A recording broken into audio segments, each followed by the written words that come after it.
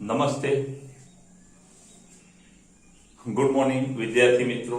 આપણે બે ઉદાહરણ જે બાકી છે આકૃતિઓ વાળા છે અને ફ્લક્સના ફેરફાર સાથે ઈએમએફની દિશા કેવી હોય, ઈએમએફ કેવો ઉત્પન્ન થાય, ઈએમએફ ઉત્પન્ન કરવા માટે કેવા ફ્લક્સની જરૂર પડે, તો ખાસ યાદ રાખજો કે પ્રેરિત ઈએમએફ મેળવવા માટે જે ફ્લક્સ છે એ ચુંબકીય ફ્લક્સ હોવું જરૂરી છે.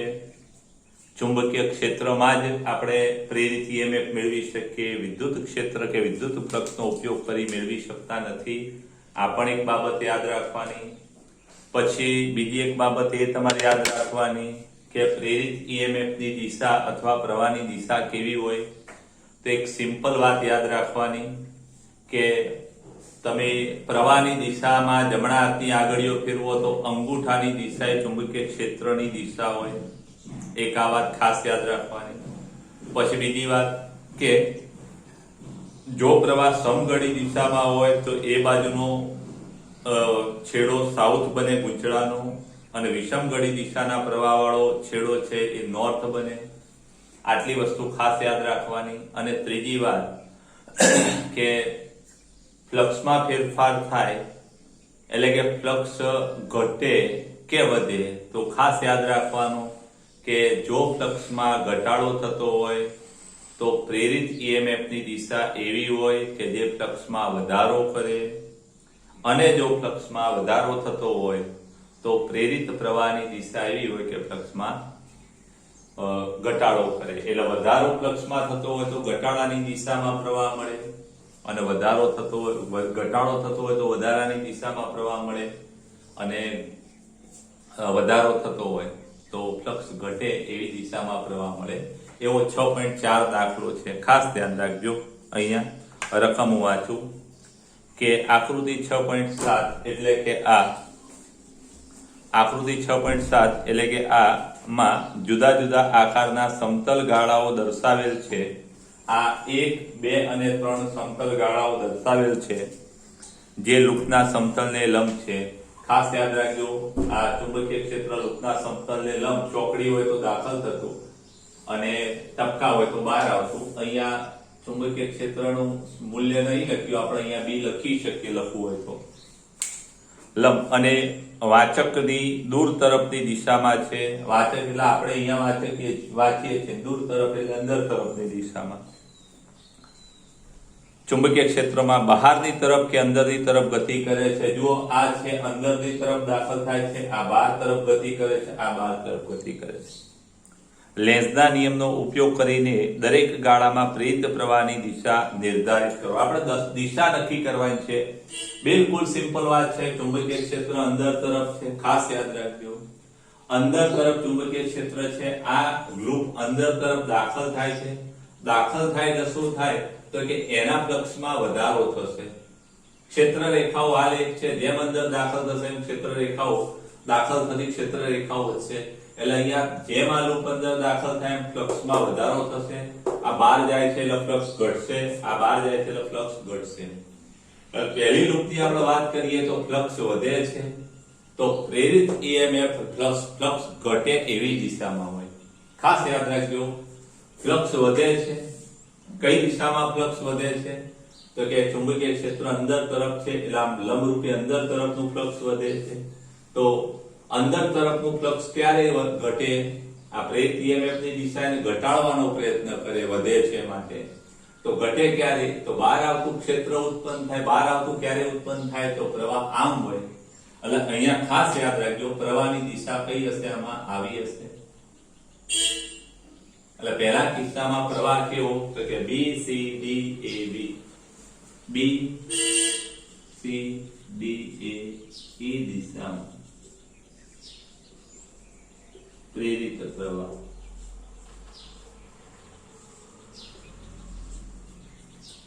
ચલો, ખ્યાલ આવી ગયો. પહેલામાં પ્રેરિત પ્રવાહની દિશા. બીજામાં શું થાય છે? બહાર જાય છે. બહાર જાય એટલે અંદર તરફનું ક્ષેત્ર ઘટે, અને અંદર તરફનું ફ્લક્સ ઘટે તો અંદર તરફના ફ્લક્સમાં વધારો થાય. એટલે વધારો થાય એટલે અંગૂઠો આપણે એ તરફ વધારો કરવા માટે રાખવો પડશે. આગળ ફેરવીએ તા એટલે આમાં જે પ્રવાહ છે એ આ દિશામાં છે, તો આમાં ACBA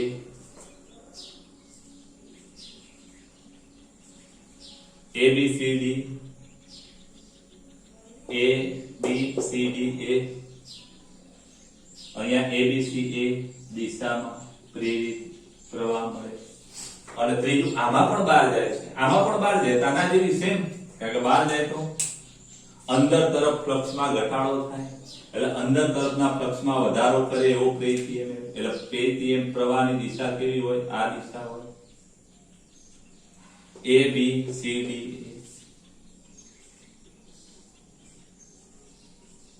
દિશામાં પ્રેરિત પ્રવાહ મળે. એટલે ખાસ યાદ રાખજો, આ બિલકુલ સિમ્પલ વાત છે. ફ્લક્સ વધતું હોય તો પ્રવાહ એવી દિશામાં પ્રેરિત કરવો થાય કે ઘટાડો થાય, અને ફ્લક્સ ઘટતું હોય તો વધારાની દિશામાં પ્રવાહ મળે. પછી 6.5 દાખલા નંબર 6.5 માં 4 પ્રશ્નો છે, 4 માં 2 આકૃતિ વાળા છે, ત્રીજો અને ચોથો. એમાં પહેલા 2 આકૃતિ વગરના છે. એમાં પહેલો A, જડિત રાખેલ 2 કાયમી ચુંબકના ઉત્તર અને દક્ષિણ ધ્રુવો વચ્ચેના ચુંબકીય ક્ષેત્રમાં એક બંધ ગાળાને સ્થિર રાખ્યો છે. ખાસ યાદ રાખજો કે 2 આમ ચુંબકીય ધ્રુવો છે અને એની વચ્ચે એક બંધ ગાળાને સ્થિર રાખ્યો છે, ગતિ કરતો નથી. ખાસ ધ્યાન રાખજો, ચોપડીમાં આકૃતિ છે નહીં એટલે આપણે આકૃતિ દોરીએ છીએ. આવું ક્ષેત્ર હશે N થી S તરફ સ્થિર રાખેલો છે, ગતિ નથી કરતો. 2 કાયમી ચુંબકના ઉત્તર દક્ષિણ ધ્રુવો વચ્ચેના ચુંબકીય ક્ષેત્રમાં એક બંધ ગાળાને સ્થિર રાખેલ છે. શું આપણે ખૂબ જ શક્તિશાળી ચુંબકોનો ઉપયોગ કરીને આ ગાળામાં વિદ્યુત પ્રવાહ ઉત્પન્ન કરવાની આશા રાખી શકીએ? ખાસ યાદ રાખજો કે 2 પ્રબળ ચુંબકીય ક્ષેત્ર ધ્રુવો રાખો, ખૂબ પ્રબળ ચુંબકીય ક્ષેત્ર પેદા કરો, પણ એ પ્રબળ ચુંબકીય ક્ષેત્રમાં આ ગાળો સ્થિર છે એટલે ફ્લક્સમાં તો કોઈ ફેરફાર થતો નથી. એટલે આપણે એમ કહી શકીએ અહીં dϕ/dt શું થાય? શૂન્ય થાય. ફ્લક્સમાં કોઈ ફેરફાર થાય નહીં એટલે આપણે પ્રેરિત EMF ની આશા માટે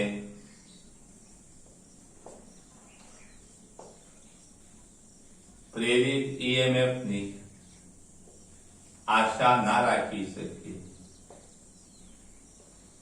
રાખી શકાય નહીં.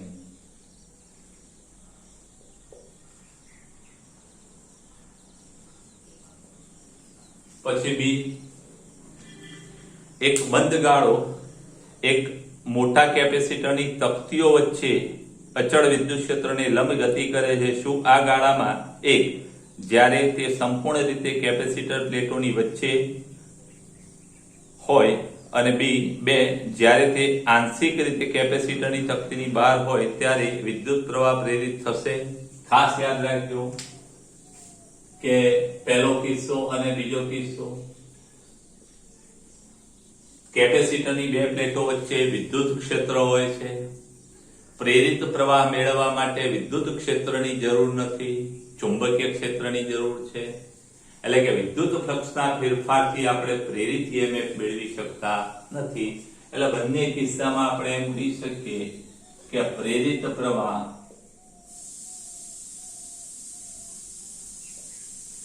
ન મળે. કેમ ના મળે? તો કે કારણ કે ક્ષેત્ર કયું છે? વિદ્યુત ક્ષેત્ર છે. પ્રેરિત EMF માટે કયું ક્ષેત્ર જોઈએ? તો કે ચુંબકીય ક્ષેત્ર જોઈએ. પછી C માં એક લંબચોરસ ગાળો અને એક વર્તુળાકાર ગાળો એક સમાન ચુંબકીય ક્ષેત્રવાળા વિસ્તારમાં બહારની તરફ, આ સમાન ચુંબકીય ક્ષેત્રવાળા વિસ્તારમાં બહારની તરફ એક ક્ષેત્ર મુક્ત વિસ્તાર તરફ, એટલે કે ક્ષેત્ર મુક્ત વિસ્તાર તરફ, અહીંયા ક્ષેત્ર છે ને અહીંયા ક્ષેત્ર નથી, ક્ષેત્ર વગરના વિસ્તાર તરફ અચળ વેગ v સાથે ગતિ કરે છે. ક્ષેત્ર પ્રદેશથી બહારની તરફના માર્ગમાં કયા ગાળામાં તમે અપેક્ષા કરી શકો કે પ્રેરિત EMF અચળ મળે? ખાસ યાદ રાખજો કે આ બંધ આ જે વર્તુળાકાર ગાળો જેવો બહાર નીકળશે એટલે શરૂઆતમાં ક્ષેત્રફળમાં થતો વધારો ક્ષેત્રફળનો વધારો ઓછો હશે, સમય સાથે ક્ષેત્રફળનો વધારાનો દર વધતો જશે અને પછી ઘટતો જશે. જ્યારે આમાં લંબચોરસમાં ક્ષેત્રફળના ફેરફારનો દર અચળ રહેશે અને ક્ષેત્રફળના ફેરફારનો દર અચળ રહે એટલે આપણે આ લંબચોરસ ગાળામાં પ્રેરિત EMF અચળ મળે એટલે આપણે અહીં લખી શકીએ કે લંબચોરસ ગાળામાં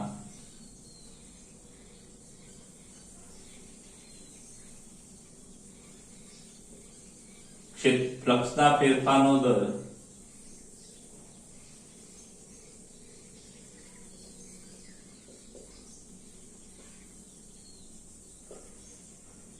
અચળ મળે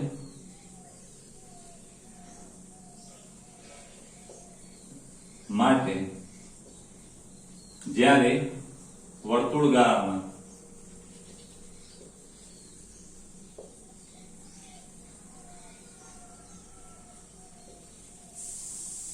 ફ્લક્સના આ રાશિ એટલે કે ફ્લક્સના ફેરફારનો દર અચળ મળતો નથી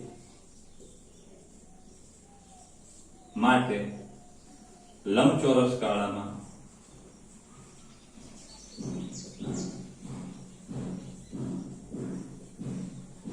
પ્રેરિત EMF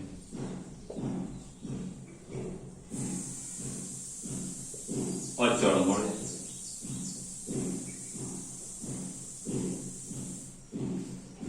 પછી તો ખાસ યાદ ધ્યાન રાખજો આકૃતિમાં આ ઉત્તર ધ્રુવ નજીક જાય છે, આ દક્ષિણ ધ્રુવ નજીક જાય છે. તો આ કેપેસિટરની બે પ્લેટોમાં A અને B પૈકી કઈ પ્લેટ ધન બનશે? તો બિલકુલ સિમ્પલ વાત છે. કઈ પ્લેટ ધન બને તો એક વાત ખાસ યાદ રાખવાની કે સમઘડી દિશામાં પ્રવાહ હોય તો સાઉથ, વિષમઘડી દિશામાં પ્રવાહ હોય તો નોર્થ. બીજી વાત એ યાદ રાખવાની કે S નજીક જતો હોય તો એ બાજુનો છેડો S બને, N નજીક જતો હોય તો એ બાજુનો છેડો N બને અને S દૂર જતો હોય તો એ બાજુનો છેડો N બને અને N દૂર જતો હોય તો એ બાજુનો છેડો ગૂંચળાનો S બને. તો અહીંયા S નજીક આવે છે, S નજીક આવે એટલે આ બાજુનું સમતલ S બનશે. S એટલે અહીંયા સમઘડી દિશામાં પ્રવાહ, સમઘડી એટલે ઘડિયાળ આમ રાખો, ઘડિયાળનો કાંટો આમ ફરે સમઘડી એટલે અહીંયા પ્રવાહ સમઘડી દિશામાં હોય S એટલે ખાસ યાદ રાખજો. S નજીક જાય તો આ બાજુનો છેડો S બને, S નજીક જાય તો આ બાજુનો છેડો S બને અને આ N નજીક જાય તો આ બાજુનો છેડો N બનશે. આનો એટલે આ બાજુનો છેડો N, આ બાજુનો S એટલે ખાસ યાદ રાખજો S બાજુથી આપણે જોઈએ તો અહીંયા S બને તો વિદ્યુત પ્રવાહ સમઘડી દિશામાં હોય. ઘડિયાળ હું આમ જોઉં તો ઘડિયાળનો કાંટો આમ ફરતો હશે એટલે આમ હોય એટલે પ્રવાહ અહીંથી આ દિશામાં એટલે પેલો ધન વિદ્યુત ભાર અહીંથી આમ આવશે એટલે ઉપરની પ્લેટ કેવી બનશે? ધન બનશે, નીચેની ઋણ. આ N બનશે. N એટલે અહીંથી આપણે જોઈએ તો વિષમઘડી દિશા, વિષમઘડી દિશા એટલે ઘડિયાળનો કાંટો આમ ફરે, વિષમઘડી એટલે આમ એટલે અહીંયા બી પ્રવાહ એમ જ હશે. એટલે આપણે એમ કહી શકીએ કે એ પ્લેટ B ની સાપેક્ષમાં A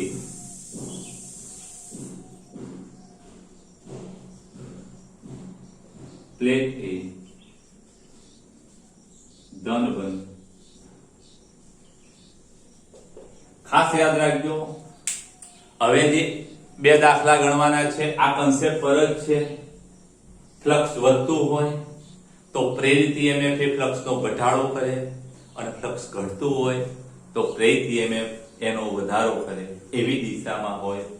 બીજી વાત કે જો ગડિયો ચુંબક ગૂંચળાની નજીક જતો હોય, નજીક જાય તો ખાસ જોવાનું N નજીક જાય તો એ બાજુનો છેડો N બને, પ્રવાહ વિષમઘડી દિશામાં અને N દૂર જાય તો એ બાજુનો છેડો S બને સમઘડી દિશામાં. S નજીક આવે તો એ બાજુનો છેડો S બને સાઉથ અને S દૂર જાય તો એ બાજુનો છેડો નોર્થ બને. સાઉથ બને તો સમઘડી દિશામાં પ્રવાહ અને નોર્થ બને તો વિષમઘડી. આટલી બાબત યાદ રાખજો. તો હવે સ્વાધ્યાયના બે દાખલા છે, આ સ્ક્રીનશોટ તમે લઈ લેજો, સારા અક્ષરે ઉતારી દેજો. મિત્રો એક બહુ લાંબો દાખલો, લાંબો એટલે લાંબો તો ના કહી શકાય, આકૃતિઓ બહુ બધી છે. સ્વાધ્યાયનો પહેલો દાખલો 6.1, પેજ નંબર 229. નીચેની આકૃતિઓમાં A થી F, A B C D E અને F, A થી F આ જે આકૃતિઓ છે એમાં પ્રેરિત EMF ની દિશા આપણે શોધવાની છે. કઈ હશે? તો ખાસ એક વસ્તુ યાદ રાખવાની, ફ્લક્સમાં વધારો થતો હોય તો પ્રેરિત EMF ઘટાડો થાય દિશામાં. અને નંબર 2 કે n નજીક આવે તો એ બાજુનો છેડો n એટલે વિષમગળી દિશા પ્રવાહ, અને s નજીક આવે તો એ બાજુનું ગૂંચળાનો છેડો s બને સમગળી પ્રવાહ. અહીંયા પહેલામાં આપણે જોઈએ, ખાસ ધ્યાન રાખજો કે આ s ધ્રુવ છે એ s ધ્રુવ કેવો? તો s ધ્રુવ નજીક આવે છે. હવે s ધ્રુવ નજીક આવે એટલે આ બાજુનો જે છેડો છે s ધ્રુવ નજીક આવે છે એટલે ગૂંચળાનો આ બાજુનો છેડો s બને, આ બાજુનો છેડો n બને. અને માટે પ્રવાહની દિશા કઈ? અહીંથી જોતા સમગળી દિશા. સમગળી એટલે અહીંથી આમ કરંટ હોય, ઘડિયાળનો કાંટો આમ ફરે. સમગળી એટલે અહીંથી આમ કરંટ અહીંથી આમ થી બહાર આવશે ને આમ જશે, એટલે પ્રવાહ કઈ દિશામાં હશે? તો ખાસ યાદ રાખજો Q R P કઈ દિશામાં? અહીંયા દિશા કઈ હશે પ્રવાહની?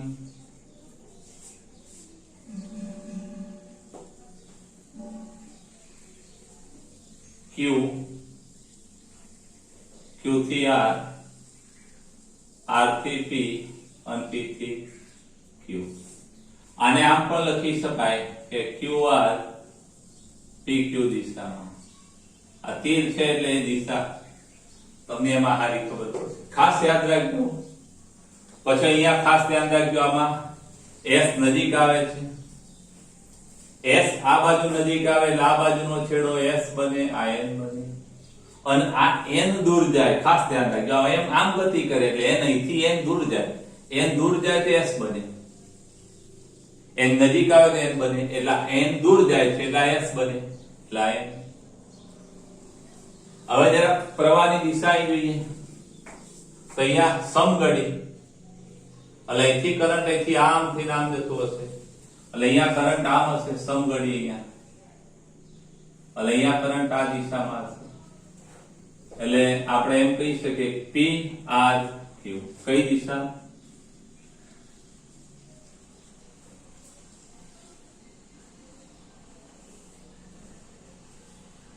વિદ્યુત પ્રવાહની દિશા કઈ? P R Q P વિદ્યુત પ્રવાહની દિશા.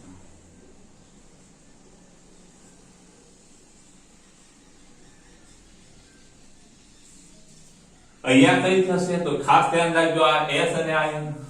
તો N એટલે અહીંયા સમગળી નહીં પણ વિષમગળી આમ કર, એટલે અહીંયા N એટલે અહીંથી બહાર આવશે.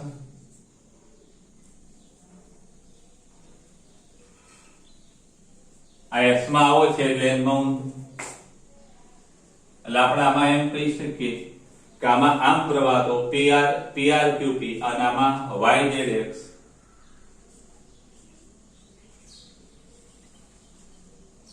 YZXY દિશામાં. તો આ બીમાં બે પ્રશ્નોના જવાબ. પછી સી માં ખાસ યાદ રાખજો કે આ દાબ કળ દાબ કળ હમણાં જ દબાવી છે, એટલે જેવી દાબ કળ તમે દબાવશો, દાબ કળ દબાવશો એટલે અહીંથી આ દિશામાં પ્રવાહ પસાર થશે, અને એ દિશામાં પ્રવાહ એટલે અહીંથી આપણે જોઈએ તો કેવો પ્રવાહ? ખાસ ધ્યાન રાખજો, આ પૃષ્ઠ આ બાજુ દેખાય છે એટલે પ્રવાહ સમગળી દિશામાં છે, અને સમગળી દિશામાં પ્રવાહ હોવાથી આ છેડો સાઉથ બનવાનો પ્રયત્ન કરશે, આ છેડો નોર્થ. ખાસ ધ્યાન રાખજો. અને આ સાઉથ અને નોર્થ એટલે આ સાઉથ વધવાનો પ્રયત્ન કરે એટલે પ્રવાહ હમણાં જ કળ દબાઈ એટલે આ સાઉથ બનશે, એટલે આ સાઉથ બનશે એટલે આ બાજુ આ દિશામાં ફ્લક્સ પેદા થશે, એટલે આ દિશાનું ફ્લક્સ પેદા થાય એવો પ્રવાહ હોય એટલે અહીંયા આ S હશે, આ n હશે અને n એટલે અહીંથી પ્રવાહ જો કઈ દિશામાં તો કે વિષમગળી દિશામાં સોરી આ સમગળી વિષમગળી દિશામાં એટલે અહીંયા જે કરંટ હશે આ દિશામાં હશે આયસ બન્યો તો આયસ બનશે એટલે અહીંયા જે કરંટ છે એ ZXYZ કઈ દિશા y z દિશામાં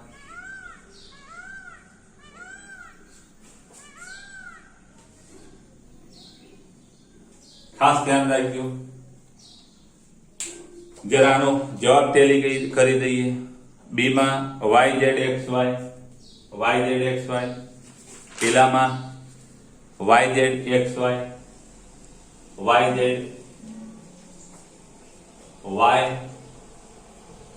YZXY બરાબર YZXY ચાલે અને હવે આની આપણે વાત કરીએ તો અહીંયા ખાસ યાદ રાખજો કે આ રિયોસ્ટેટ આ દિશામાં ગતિ કરે રિયોસ્ટેટ આમ ગતિ કરે એટલે આનો અવરોધ ઘટવાનો એટલે આમાં જે પ્રવાહ હશે વધશે પ્રવાહ કઈ દિશામાં હશે જરા ખાસ ધ્યાન રાખજો આ પોઝિટિવ આ છે એટલે પોઝિટિવ આ છે એટલે અહીંયા કરંટ આ દિશામાં હશે એટલે અહીંયા આપણે જોઈએ તો પ્રવાહ અહીંથી આ દિશામાં છે પૃષ્ઠ આ ટપ્પુ અહીંથી આમ છૂટક છે એટલે ખાસ યાદ રાખજો અહીંયાથી આ દિશામાં છે પ્રવાહ અને પ્રવાહ દિશામાં છે એટલે ઘડિયાળનો કાંટો કઈ બાજુ ફરે વિષમગળી અને વિષમગળી દિશામાં હોવાથી આ બાજુનો છેડો n આ બાજુનો સાઉથ ખાસ યાદ રાખજો સમગળી હોય તો સાઉથ હવે આ n બનો એટલે જેવો તમે આ બાજુ ફેરવશો એટલે આ n વધુ પ્રબળ બનશે પ્રવાહ વધશે એટલે આ n વધુ પ્રબળ બનશે એટલે આ n વધુ પ્રબળ બને તેના આકર્ષણ માટે આ બાજુ n પ્રબળ બનવો જોઈએ ખ્યાલ આવી ગયો એટલે આ s એટલે આમાં તમે પ્રવાહ જુઓ તો આ s એટલે અહીંયા સમગળી દિશામાં પ્રવાહ હોય અને સમગળી દિશા એટલે અહીંથી ઘડિયાળનો કાંટો આમ એટલે અહીંયા કરંટ આ દિશામાં હશે એટલે અહીંયા કરંટની દિશા કઈ y x z ખાસ ધ્યાન રાખજો y x z y દિશામાં ખાસ આપણે એના જવાબ ટેલી કરતા જઈશું YZXY દિશામાં પછી આમાં ખાસ ધ્યાન રાખજો દાબ કળ હમણાં જ ખોલી એટલે દાબ કળ હાલ આપણે લગાવેલી રાખીએ તો પ્રવાહ કઈ દિશામાં ખાસ ધ્યાન રાખજો આ બેટરીનો પોઝિટિવ છે એટલે કરંટ અહીંથી આ દિશામાં હતો એટલે આ દિશામાં એટલે અહીંયાથી આમ કરંટ જાય છે આવો હતો પ્રવાહ આ દિશામાં હતો હવે આ દિશામાં પ્રવાહ હતો એટલે અહીંયાથી આપણે જોઈએ પ્રવાહ આમ છે એટલે આ ઉત્તર હતો અને આ દક્ષિણ સ્થાયી પ્રવાહ પસાર થાય છે આ ઉત્તર અથવા દક્ષિણ હવે જેવી દાબ કળ તમે ખોલી કાઢો એટલે અહીંયા ઉત્તર છે એટલે આ દિશામાં ફ્લક્સ હતું ઘટીને 0 થશે એટલે આ દિશાનું ફ્લક્સ વધારવાનો પ્રયત્ન કરે અને આ દિશાનું ફ્લક્સ વધારવાનો પ્રયત્ન થતો હોય તો આ n થશે અને આ s થશે અને એ n થાય એટલે આપણે એમ કહી શકીએ કે અહીંયા કરંટ આ દિશામાં વધવાનો પ્રયત્ન થશે એટલે અહીંથી આમ જશે x r y ખાસ ધ્યાન રાખજો x r y x દિશામાં પ્રવાહ મળશે ખાસ આપણે જોઈ લઈએ આમાં તમારે y x z y આપેલું છે જોઈ લઈએ y x z તો આમાં છે જ નહીં આકૃતિમાં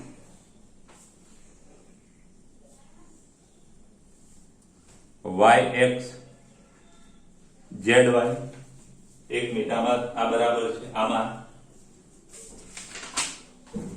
y x r y એટલે y x r y બરાબર છે હવે છેલ્લે f માં ખાસ યાદ રાખજો કે પ્રવાહ આમ છે એટલે પ્રવાહના કારણે ચુંબકીય ક્ષેત્ર આમ છે આજુબાજુ અને આપણી લૂપ પણ એમ છે હવે ખાસ ધ્યાન રાખજો પ્રવાહમાં ઘટાડો કરવામાં આવે તો આ લૂપમાંથી પસાર થતા કોઈ ફ્લક્સમાં ફેરફાર થતો નથી એટલે આપણે અહીંયા ફ્લક્સમાં ફેરફાર નથી, એટલે અહીંયા પ્રેરિત પ્રવાહ મળતો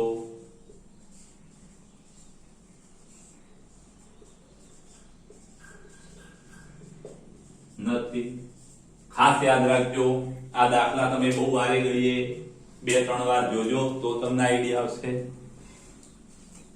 સ્ક્રીનશોટ લઈ લેજો.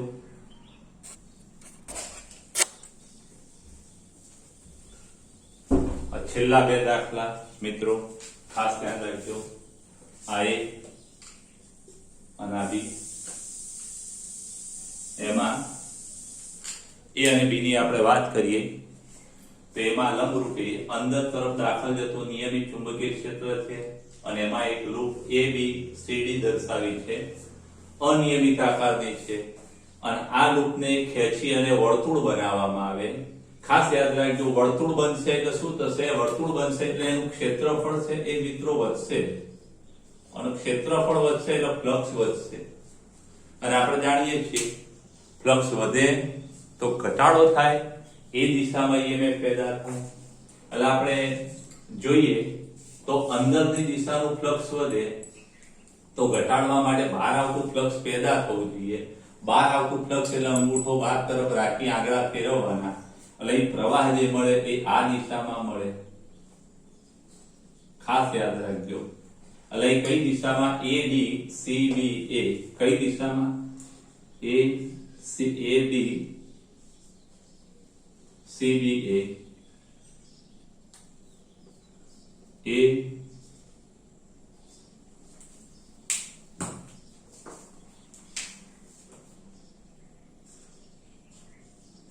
D C B A દિશામાં પ્રવાહ પ્રેરિત થાય.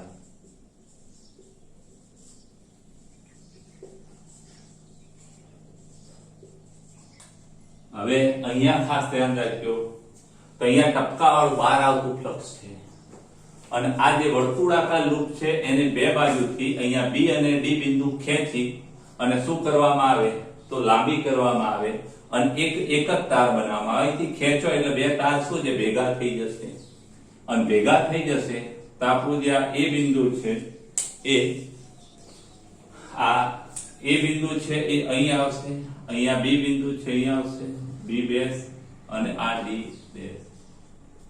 તો ખાસ ધ્યાન રાખજો, જ્યારે તમે B અને D બિંદુ ખેંચશો અને આને નાની પટ્ટી બનાવતા જશો અથવા તો ક્ષેત્રફળ ઘટતું જશે ત્યારે ફ્લક્સ ઘટશે અને ફ્લક્સ ઘટે તો વધે, એ દિશામાં EMF પેદા થાય. અહીં ક્ષેત્ર બહાર આવતું છે અને બહાર આવતું ફ્લક્સ ઘટે તો બહાર આવતું ફ્લક્સ વધારવા માટે આપણે આમ પ્રવાહ પસાર થશે. એટલે અહીંયા પ્રવાહની જે દિશા છે એ આ હશે. ખાસ ધ્યાન રાખજો. આપણે દિશા લખવી હોય તેમ કહી શકાય કે અહીં પ્રેરિત પ્રવાહની દિશા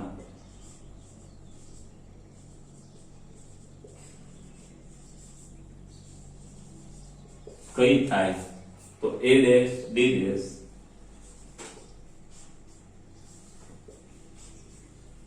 C ડેશ